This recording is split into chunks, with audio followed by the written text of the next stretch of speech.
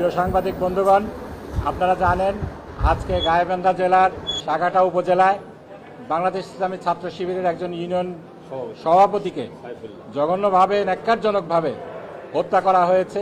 সাইফুল্লাহ নামে এক শিবিরের ইউনিয়ন সভাপতিকে হত্যা করা হয়েছে। একই সাথে সালাউদ্দিন নামে আরেকজনকে মারাত্মকভাবে জখম করা হয়েছে।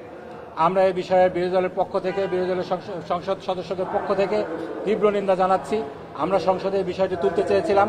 আজকে সংসদে প্রধানমন্ত্রী উপস্থিত ছিলেন না, মাননীয় স্বরাষ্ট্রমন্ত্রী উপস্থিত ছিলেন না, যিনি আমরা দেখেছি তুচ্ছ বিষয় নিয়েও সংসদে অনেক বিবৃতি দিয়েছেন, আমাদের বিরোধী দলীয় সংসদ সদস্যদেরকে কটাক্ষ করেছেন, বিরোধী দলকে কটাক্ষ করেছেন। কিন্তু আজকে এরকম একটা মারাত্মক ঘটনা ঘটেছে যেখানে একজন ছাত্র নিহত হয়েছে, সেখানে আমাদের সংসদে কথা বলতে দেয়া হয়নি।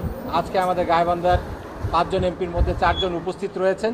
ওনাদের মধ্যে থেকে যেই উপজেলা ঘটনাটি সংঘটিত হয়েছে সেখানকার মাননীয় সংসদ সদস্য বীর মুক্তিযোদ্ধা জনাব আব্দুল ওয়ারেস কথা বলবেন এখন সেই বিষয়ে।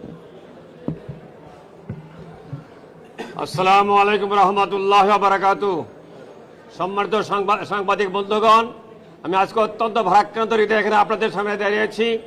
আমার নির্বাচনী এলাকা 33 গাইবান্ধা 5 সাগাটা উপজেলার হেডকোয়ার্টার বোনারপাড়ায় আমাদের শিবিরের একজন ইউনিয়ন সভাপতি সাইফুল্লাহকে ছাত্র দলের সন্ত্রাসীরা নির্মমভাবে হত্যা করেছে।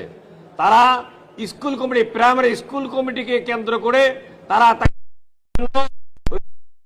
ছিল দেখে তার মসজিদের পাশে, তার মসজিদে সাইফুল্লাহর বাবা মসজিদের মুয়াজ্জিন, মসজিদের পাশে এক দোকানের সামনে এলোপাথারি অস্ত্র দিয়ে হামলা করে তাকে হত্যা করেছে এবং আহত অবস্থায় তাকে রংপুর নেওয়ার পথেই